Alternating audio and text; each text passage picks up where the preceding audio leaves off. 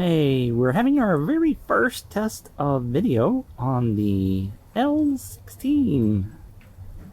Do a little quick pan, get some loud noise from the neighbor across the street. Zoom out to 28 millimeters. Zoom in to 60, 70. Aquarium trucks across the street. Seems pretty seamless there. Inside my test of the seam between the smaller module and the bigger module, there was a bit of a break there, but it seems to be fairly smooth right there.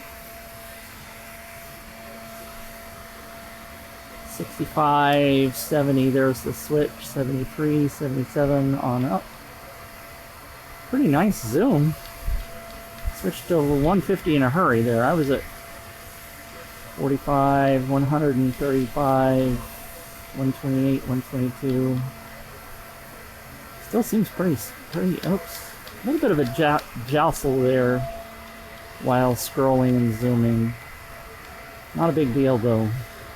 That's 150 millimeters right there. And all the way back out to, come on, scroll down. Seems to be not reacting, but I'm also outside in the cold. There we go, 28.